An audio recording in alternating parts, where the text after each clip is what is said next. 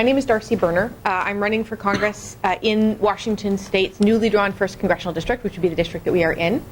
I'm also a member of the Afghanistan Study Group, which is an organization that's been trying for the last couple of years to change the course of the country with respect to the war in Afghanistan so that we return control of Afghanistan to the Afghan people and bring our troops and the $100 billion a year we are spending there home. With me today, I am very happy to have retired Major General Paul Eaton. General Eaton was one of our commanding generals in Iraq, and after his retirement was one of the first generals to speak out against Donald Rumsfeld in an editorial in the New York Times. Has been a life-changing event. Yeah. Would you like to tell that story? They're curious. We have time. Well, I grew up in a fighter pilot's home, and fighter pilot war stories typically start with, "There I was." And then the audience goes, "There you were." And then the guy launches into a story. But I just retired, and I had set about to write an account of year one of developing the Iraqi security forces, which was my mission. And the Quadrennial Defense Review was issued in February of 2006, and I had retired in January.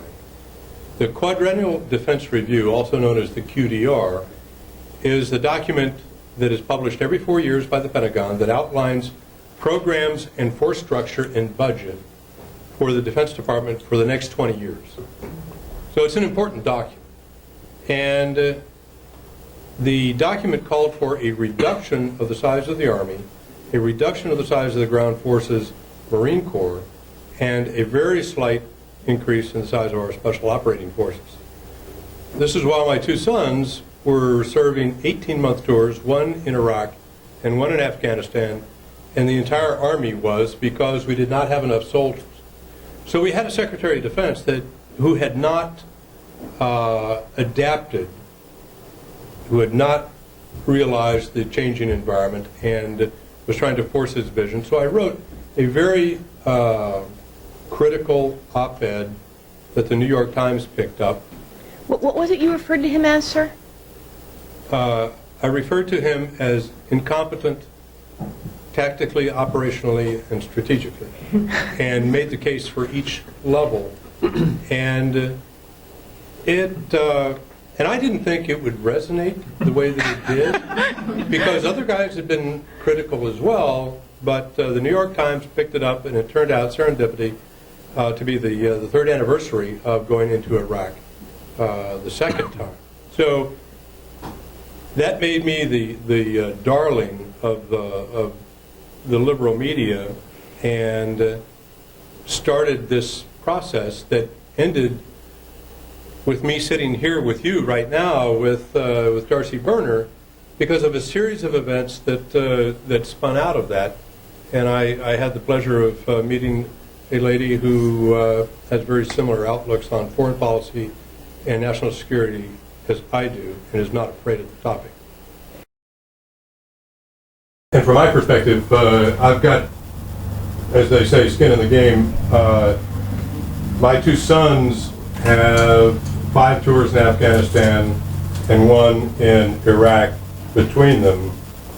And my daughter is going to Afghanistan, they're all soldiers, in February, with her soldier husband as well.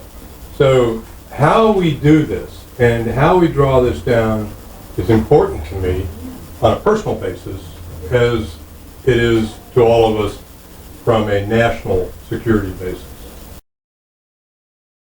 Let us launch into our discussion tonight. So the kind of normal thing to do when talking about something like Afghanistan would be to say, we should end the war in Afghanistan, you should just take my word for it, and not discuss it any further.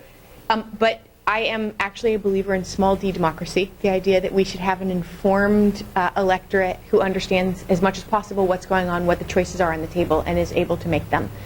So General Eaton and I are going to talk through in some detail some of what's going on to kind of provide a framework for you to understand both how and why we need to end the war in Afghanistan and bring our troops and our money home. The key question I think we need to answer, I have a 9-year-old son, and the expression that he and I often use is, given that we don't have teleporters, that is, given no magic, given that we have to deal with certain laws of physics and the amount of time it takes to do things in reality, the question is, what's the right course for the U.S. moving forward? Because what happens in Afghanistan isn't actually a binary question, that is, we stay forever or we leave instantly. There are all kinds of other questions involved, and what we're trying to do is talk through what the issues are and what the most sensible course of action is, with the caveat that I am firmly in favor of bringing our troops and the $100 billion a year we are spending in Afghanistan home. Where we're at right now, we're spending about $100 billion per year in Afghanistan. To translate that, in the 1st Congressional District, that's about $250 million per year. Imagine what we could do for our schools, imagine what we could do for our roads, imagine what kind of investments we could be making with that $250 million a year. It's real money. We're actually up over 2,000 U.S. soldiers killed as of a few days ago, more than 10,000 U.S. soldiers wounded. The estimate of 20,000 Afghan civilians killed is the best estimate we can find, but it's probably low, and it's probably low by a lot, because it's very difficult for folks to get accurate counts of how many Afghan civilians have been killed. But it is a large number, and this is the low end of what it might be. The picture up in the corner I put up there to remind me, that's my friend Phil Svitak. He was one of the first U.S. soldiers killed in Afghanistan.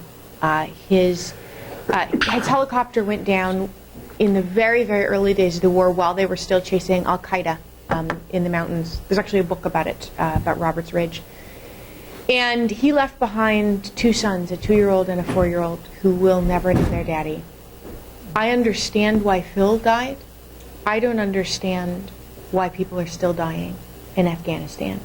And that drives me a great deal in my effort to end this war. So, to give you kind of a framework, we put together a list of 10 things it's helpful to know when thinking about what's going on in Afghanistan. And we'll go through them one by one. You don't have to memorize the entire list while looking at this slide. But these are kind of the 10 basic things it's helpful to know when you're thinking about what's going on in Afghanistan and what a reasonable course forward for the U.S. is. So first, Al-Qaeda is essentially gone in Afghanistan. You all, I'm sure, remember that the reason we went in to begin with was that Al-Qaeda had attacked the U.S. on September 11th, and their training camps and their safe harbor was in Afghanistan.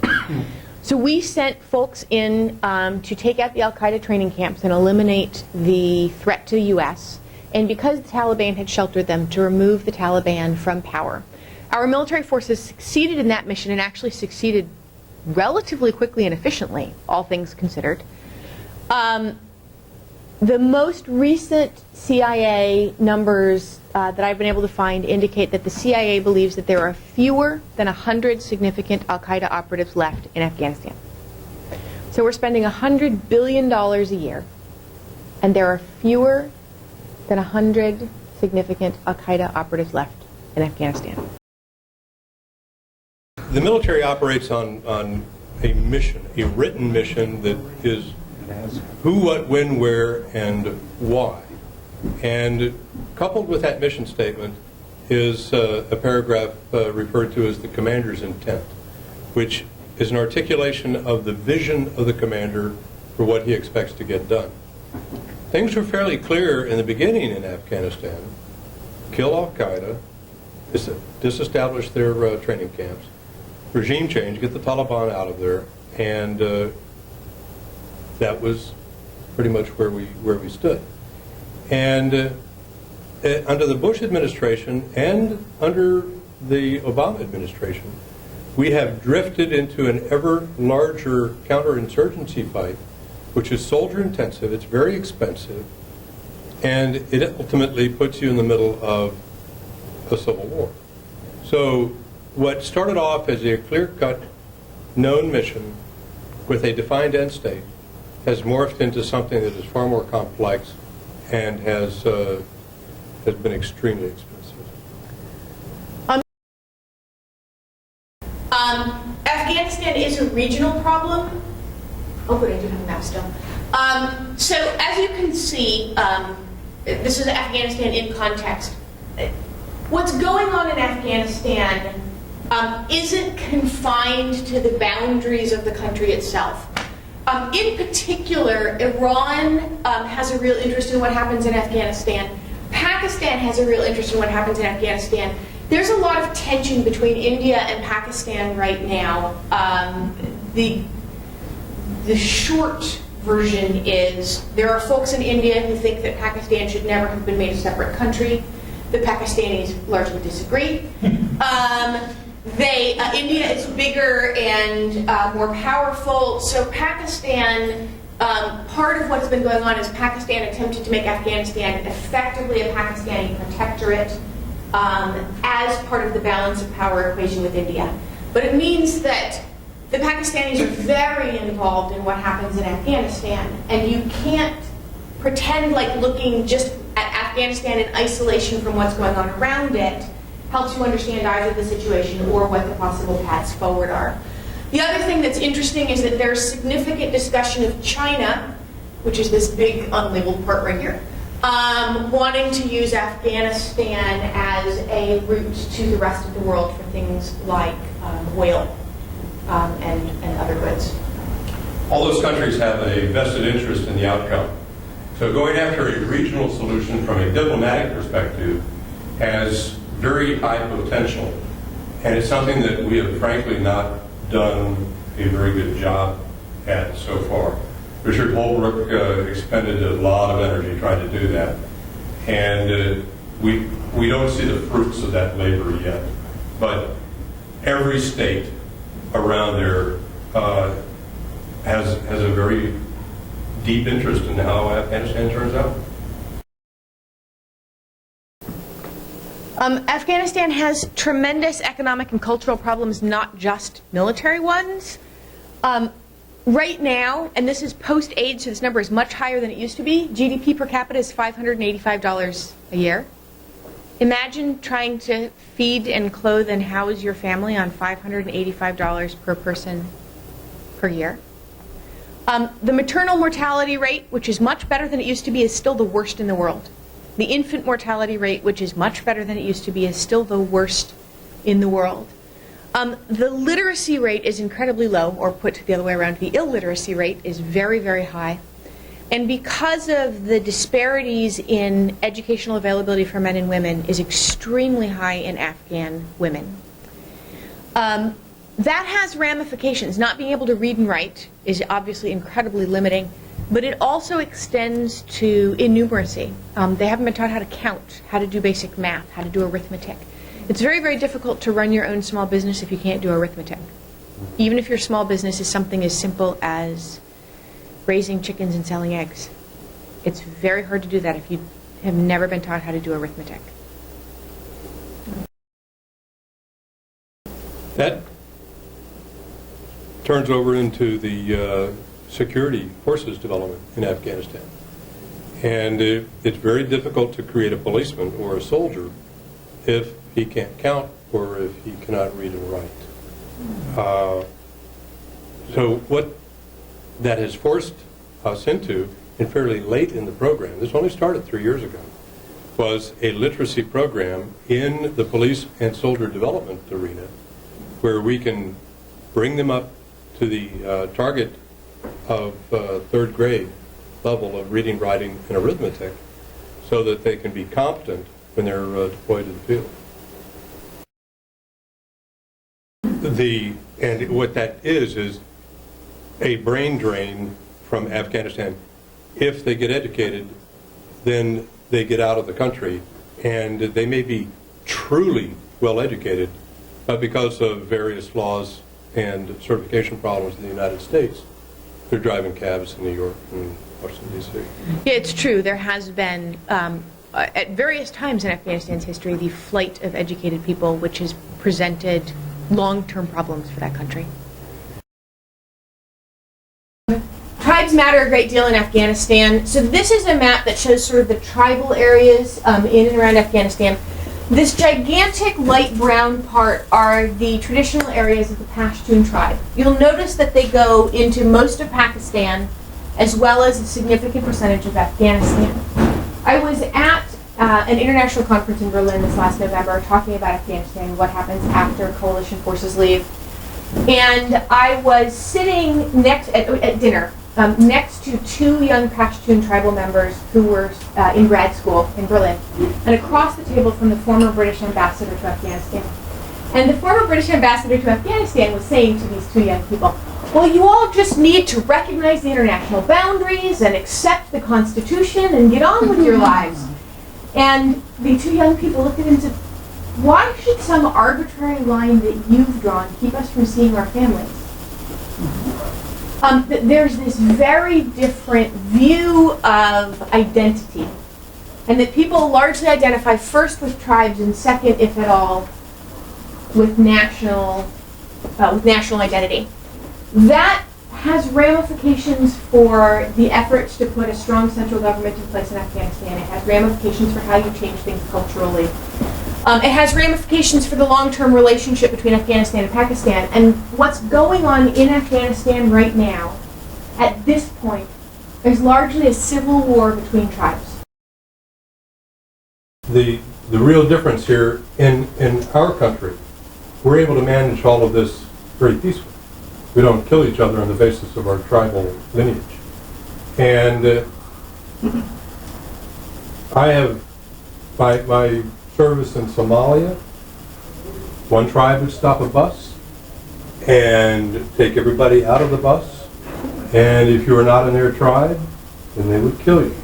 And this is hard for Americans to understand, because we're such a culture from the planet. I mean, we've been populated by every country out there, and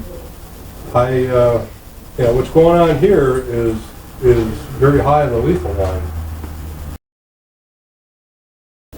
That comment, coupled with the previous one on tribes, is something that we learned quite a lot about in Iraq. A far easier problem to solve than the Afghan problem from a ethnic complexity perspective. The big turnaround that started at the end of 2006, early 2007, was not so much the surge in Iraq that got things turned around, but a guy named Colonel Sean McFarland, who reached out to a tribal sheikh and cut a deal.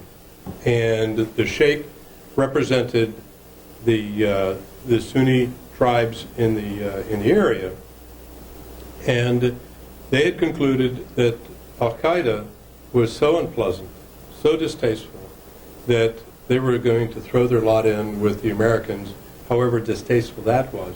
And it worked out very, very well. It very quickly turned the tide on that. But that was a local engagement by an Army colonel to help get this thing moving in Iraq. It's underway. There's 1,000 points of light going on in Afghanistan, but it is a far more complex problem in Afghanistan than what we faced in Iraq.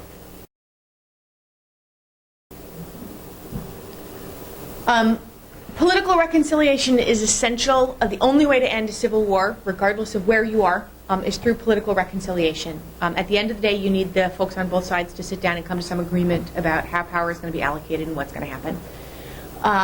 And that has to happen in Afghanistan. There has to be political reconciliation. The presence of the U.S. and other foreign troops and entities makes that much more difficult.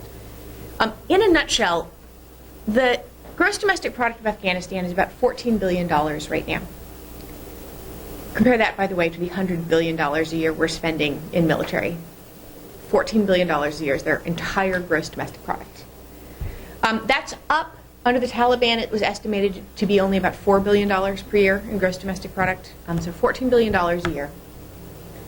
If you're somebody in Afghanistan who wants to have a significant role in the future of your country, who wants to be powerful, who wants to exercise that power, Are you going to quibble over a slice of that $14 billion, or are you going to say, we've got $100 billion in military force, we've got, tens of billions of dollars of foreign aid coming in, all of that can be redirected and controlled and influenced, and I can be one of the people who can redirect and control and influence that? Are you going to go for a little slice or a big slice? And the answer is basically always you're going to go for the big slice. So the discussions that have to happen about how power in Afghanistan is going to be shared really can't happen while the country is so dominated by outside money and power. Well, the list of things that the U.S. could have done perhaps better in Afghanistan is very long, and predates even September 11th. So the current Taliban are an evolution of what had been called the Mujahideen, which fought the Russians during the Russian invasion of Afghanistan. And we trained and armed them.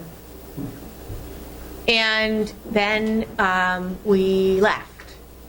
And because there was no stable government in Afghanistan, no source of centralized power, there were tribal warlords, 5 of them in particular, who basically started an all-out civil war inside of Afghanistan for control of the country. And that civil war was settled when the Taliban took control of the entire country rather brutally, and then started harboring al-Qaeda, and so you can see where this all leads. And it's part of the reason both General Eaton and I, when we think about ending this war, attach the word responsibly to our desired criteria. It matters not just that we end the war, but how we end it. Because we want to minimize the chances of there being significant civilian deaths, significant destabilization of the country. We want to minimize the odds that we destabilize the region. So how matters as much as what?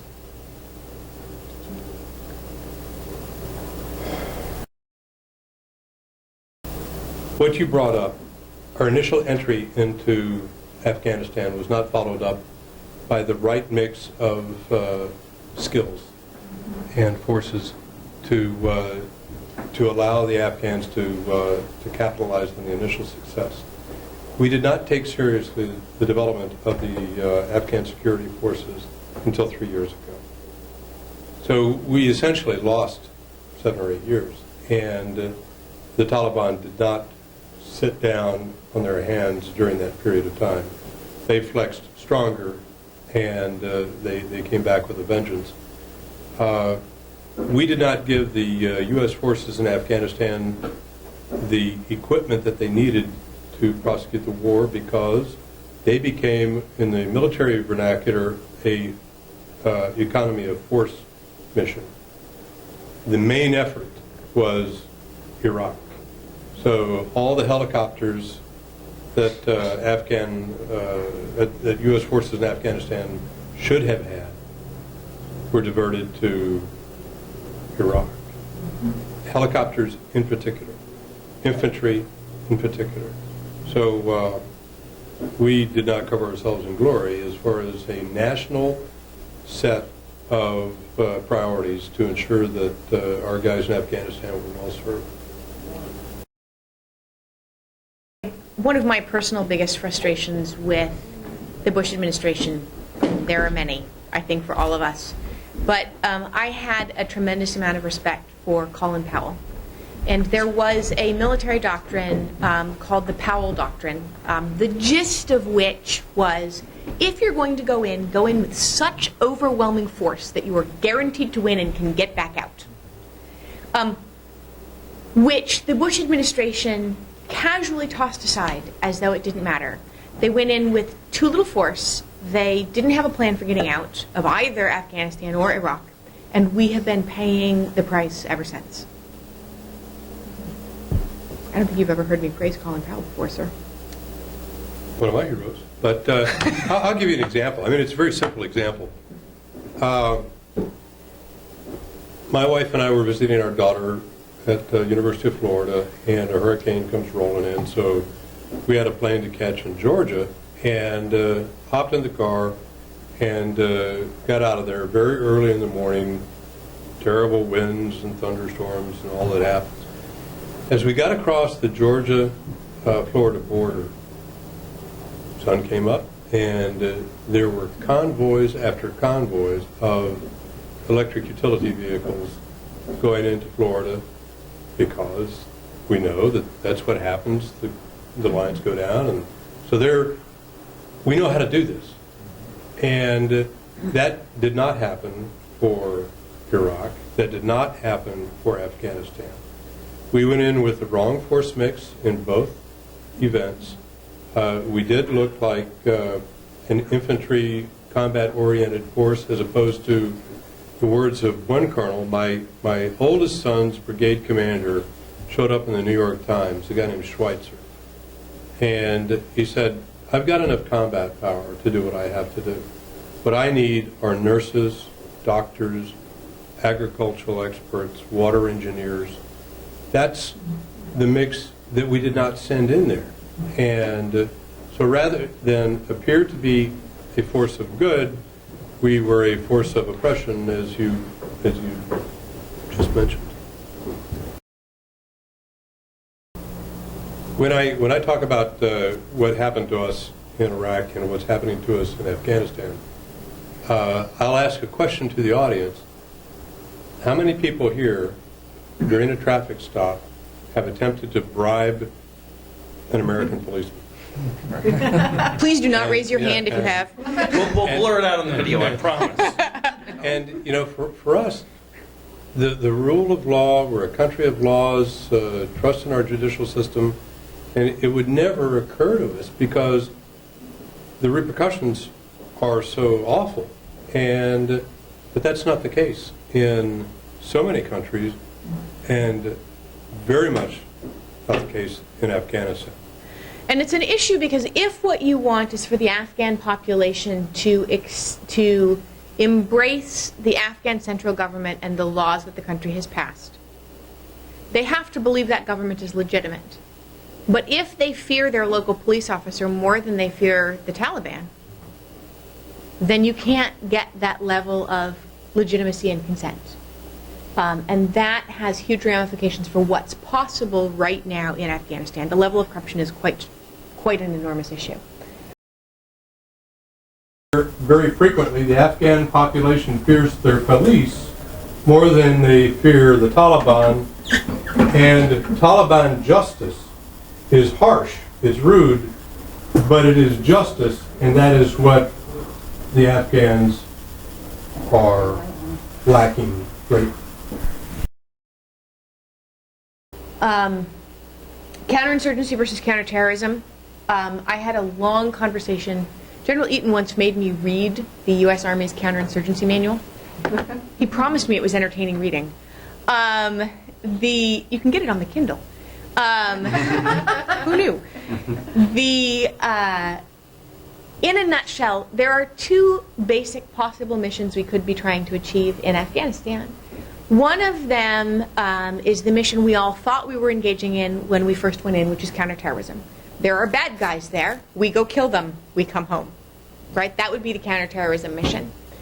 The other possible mission is counterinsurgency, where you have a lot of violence in an area, and what you are trying to do is quell the violence and bring about peace and stability. For counterinsurgency, you need to build trust in government. You need to build buy-in to judicial processes and police forces, and you need the civilian population needs to be protected. Those two missions are mutually incompatible. Because when we go in to get the bad guys, you pretty much always get people who aren't bad guys but who happen to be in the wrong place at the wrong time, at the same time. Sometimes those people are even children. And you can't get a sense of legitimacy for a government. You can't quell the violence if you keep killing people's kids. Yes? That seems to be exactly what we're doing with the drone attacks in Pakistan. That's exactly right. That it's an either or, and one of the problems that we've had in the last several years in Afghanistan has been, to some extent, the split the baby approach that we have taken, where we claim we are doing both counterinsurgency and counterterrorism, kinda. And you can't really do them both. Doctrine, U.S. Army doctrine, the counterinsurgency manual that we rewrote back in 2005 calls for a 40 to 1 or 1 to 40 ratio, one U.S. soldier equivalent to 40 of the population where you're trying to operate this counterinsurgency. That drives you to a number of on the order of 650,000 U.S. soldier equivalents. We have nowhere near that, even when you add all coalition forces and Afghan forces. So counterinsurgency drives you to a very big number, and it's a very expensive strategy in terms of our lives, our sons and daughters, and the amount of money that we're dedicating to it.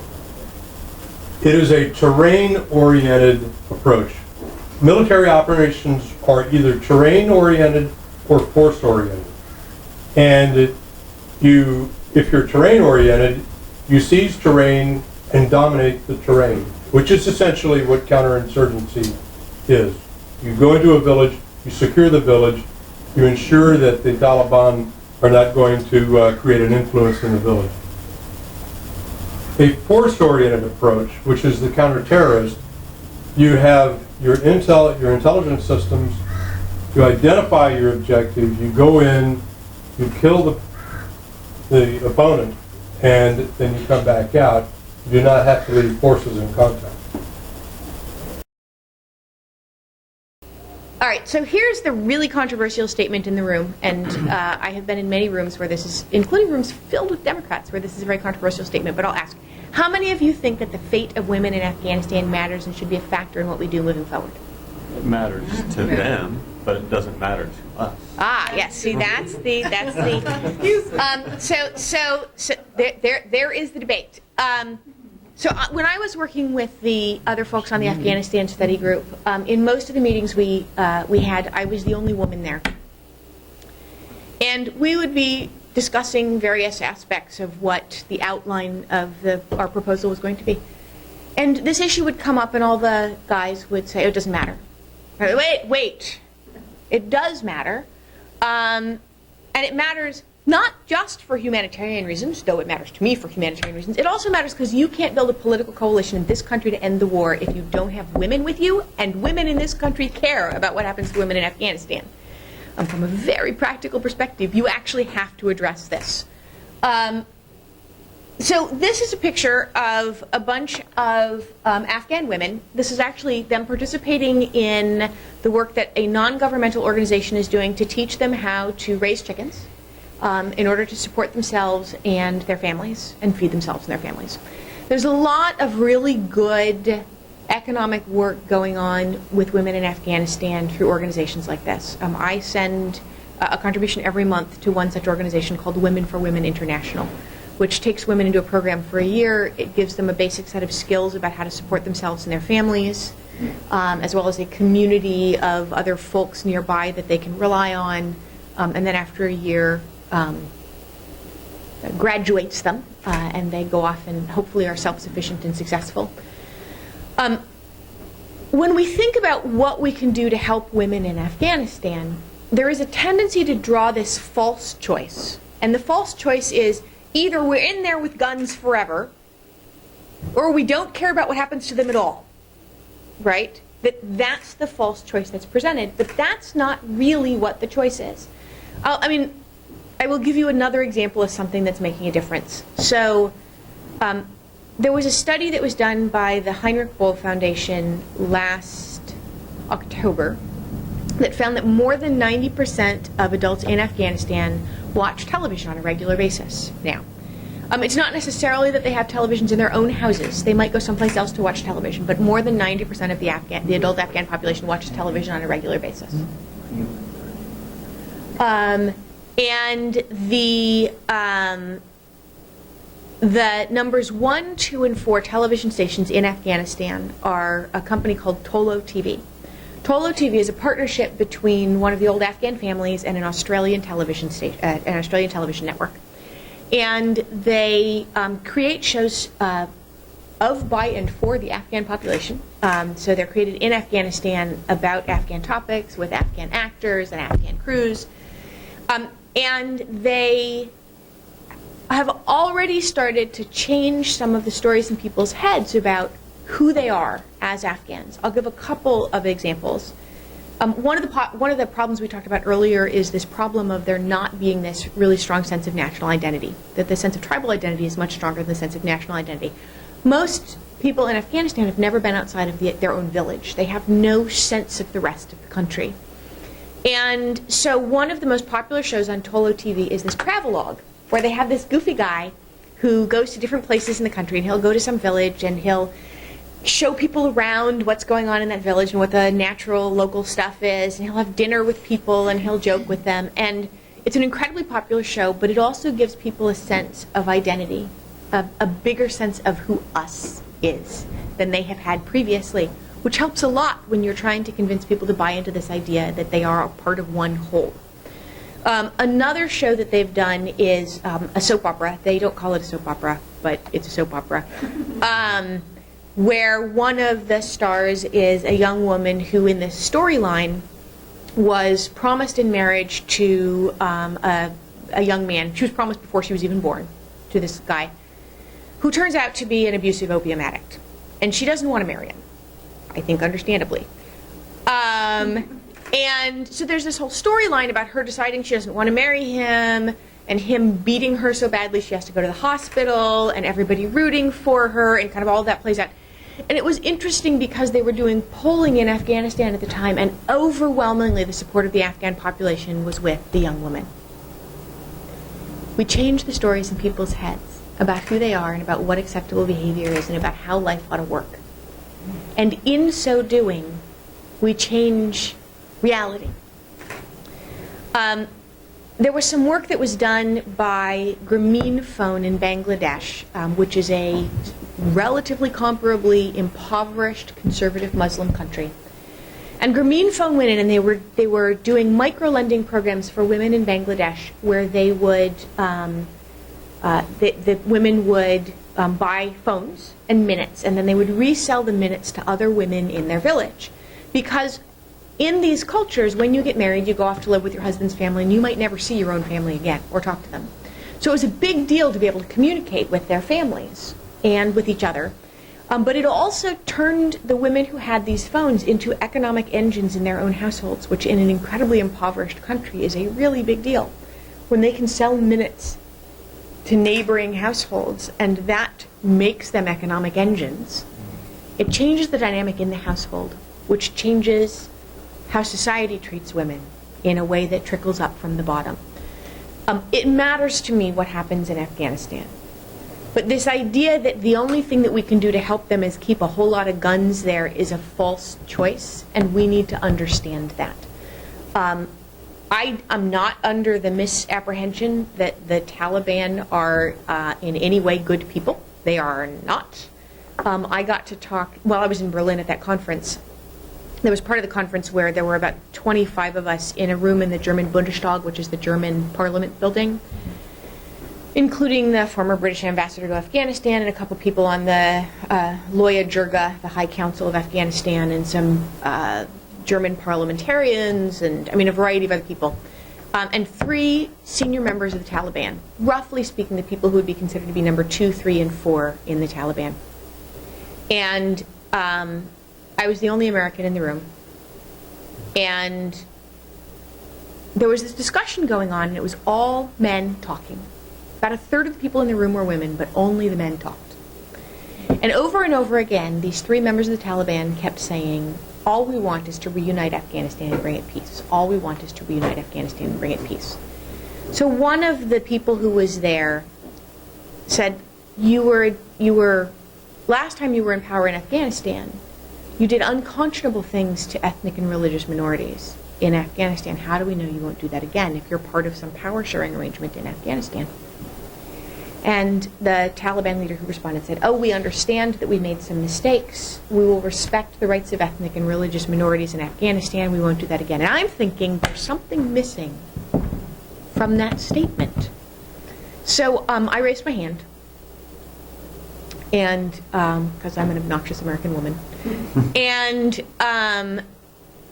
I said, "Look, you've said that you'll respect the ethnic and religious minorities in the country, but you have said nothing about women.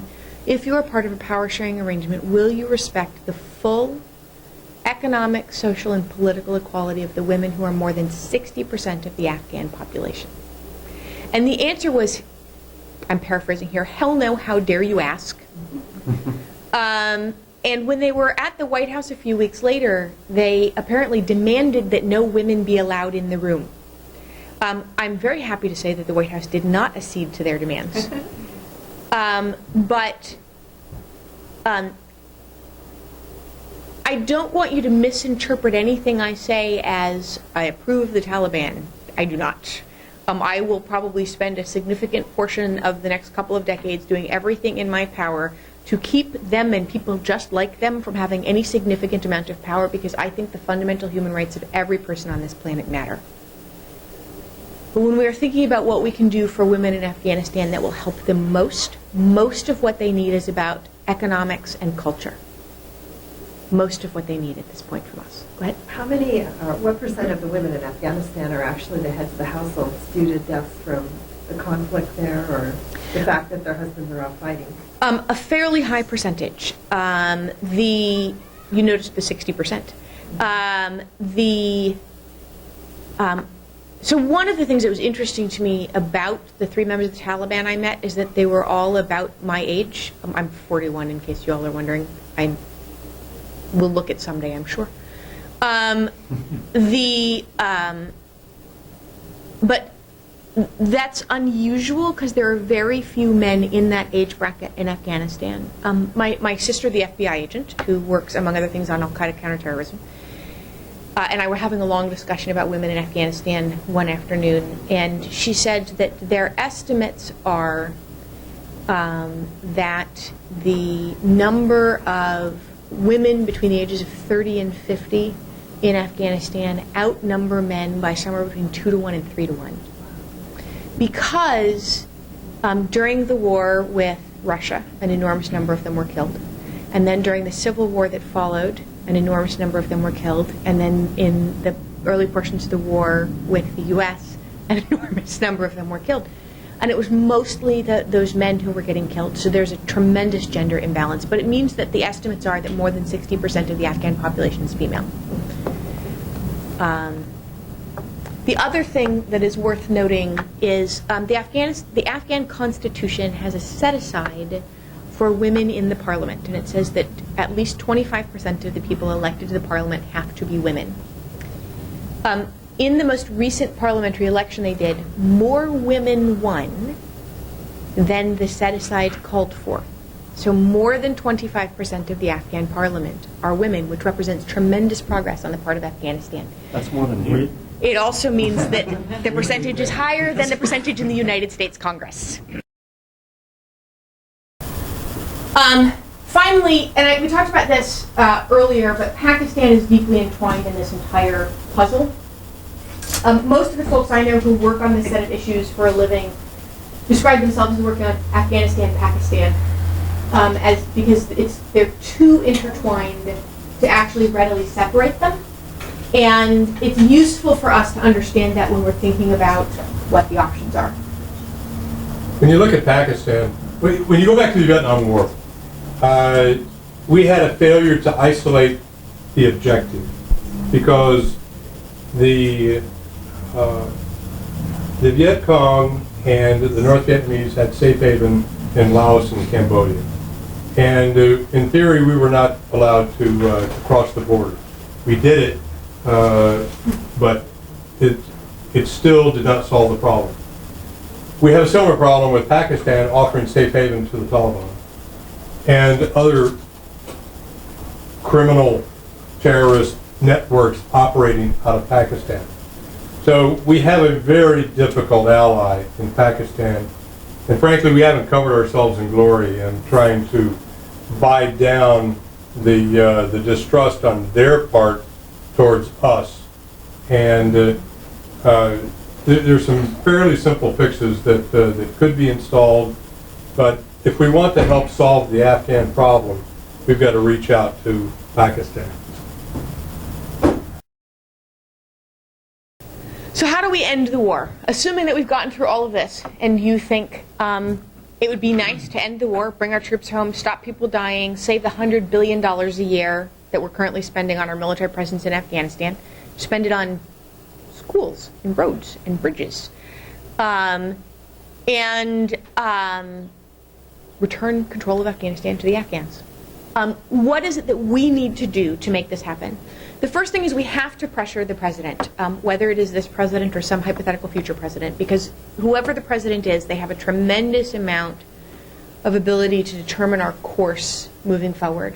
This president has been feeling pressure around this war, and in fact, several weeks ago at the NATO conference, we changed from a policy in which we were talking about being in Afghanistan for an indefinite period of time to saying that we would have all combat troops out by the end of 2014. I wish it were faster, but that's still a darn sight better than indefinite presence. We should make it an election issue. This is a year in which there is a real opportunity to leverage the fact that there's an election to help both reinforce we have to end this war, and you should be asking anybody who comes to you asking for a vote, especially for federal office, what their plan is around ending this war, because they should, or at the very least, they should support ending the war. But what do they support? I mean, one of the things I kind of deeply appreciate about Congressman Paul is his role in applying political pressure to Republicans, especially in an electoral season, around ending the war. Do talk and write about it. I'm going to tell you a secret, and I would ask that you not tell any sitting member of Congress or senator that I told you the secret. But the little secret in D.C. is every member of Congress, every senator, has a Google alert set on their own name. So if you want to get their attention, one of the things that you can do is you can write something online, and if you put it up on a blog that Google automatically indexes as news, so as one possible example, though there are many, dailycoast.com, it's free to create an account. Anybody who has an account can write a diary. That site gets indexed on a daily basis. And if you were to name a member of Congress or senator in a diary about a topic, you basically guarantee they will read what you have written. Essentially 100% of the time. Spell their name correctly. It's true, you do have to spell their name correctly. But, if you want Congressman Larson to read something that you have written, put a diary up someplace that's indexed by Google as news, and use the phrase Congressman Rick Larson in it, and I guarantee you he'll see it. Senator Patty Murray, Congressman Ron Paul, and so on. Don't skip over the uncomfortable bits. When I was working with the Afghanistan study group, there was a real tendency for the conversation around women to go, oh, we don't want to talk about that. I would say, no, you have to talk about this. It's not optional. You don't get to skip this part just because it's uncomfortable. When we skip the uncomfortable bits, people assume the worst case scenario around the thing that we are skipping.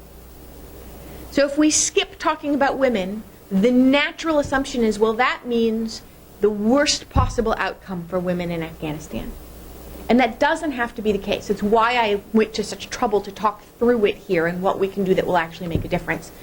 Don't skip over the uncomfortable bits, because those are the things people imagine the worst case scenarios for if we skip over them. We are at an inflection point around the war. We're at an inflection point in part because there's a growing consensus on both the left and the right around the need to end this war. When I was doing organizing around the Afghanistan study group work, it was relatively easy for me to organize the progressive members of Congress. I worked with them on a day-to-day basis. I was running the nonprofit for the Congressional Progressive Caucus at the time. Look, 80 members. How hard was that? But Carrying communists. according to Alan West, Alan West.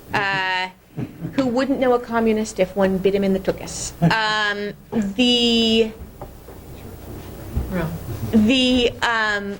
But at the same time that the Congressional Progressive Caucus was supporting this, this is something that Congressman Paul has been supporting. We got support and endorsement from Congressman Walter Jones, who's a Republican congressman, the one who decided that the French fries in the House cafeteria needed to be called freedom fries.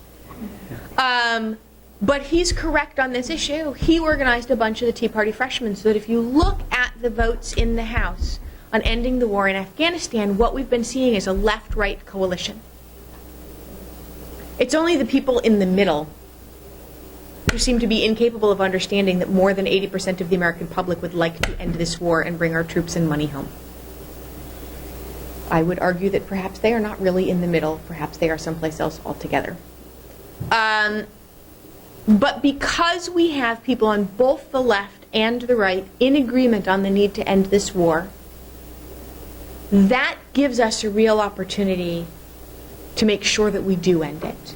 I would love to tell you that we can take for granted that we will in fact have all of our combat operations done by the end of 2014, but there is a tendency, if we are not applying pressure, for stuff to slip and slip and slip and slip and slip and for us to get back into mission creep. I met Darcy Berner through a mutual friend who runs an organization called Vote Vets, and he supports veterans of the Iraq and Afghan wars running for Congress, and he also supports those people he believes in. That's how we met. I had just retired, and Darcy approached me with this responsible plan to end the war in Iraq. It was 2006. Things were not going well. And when I went out to a lot of friends that I have, both in the military and in politics, and brought this notion up, it was probably best stated by Max Cleland, who had been my senator when I was a commander of the Infantry Center at Fort Benning. And Senator Clinton said, you tell Darcy to go out and get elected and then go to work. And that didn't succeed. So, this very stubborn person worked on an iterative process on a way to conclude things, to conclude hostilities conducted by the United States in Iraq. And it was focused on a number of those things that you have to do in a counterinsurgency to accelerate success, which was very helpful. Yeah, I got a very funny, so we came out with the responsible plan to end the war in Iraq. We had more than 60 candidates for the United States House and United States Senate endorse it, including many who are now members of the Senate and the House. And it was a big topic of conversation during the 2008 election campaign. And I had reached out to both, at the time the Democratic primary was still going on, and I had reached out to people on both Senator Clinton's staff and Senator Obama's staff to make sure that they were looped in, they knew what we were saying, they wouldn't be taken by surprise with any of this. And there was this very funny moment where Barack Obama started using the language we've been using in the responsible plan to end the war, and I got a call from General Eaton, who was like, he's using our language. So it is possible for us, working together, to apply pressure in a way that changes the course of events. The other thing is, this president has already started to change course in Afghanistan. We did the first round of these events 5 or 6 weeks ago. And it was actually kind of funny because about a week and a half before we were scheduled to do the first event, long after we had scheduled them, there was the NATO summit.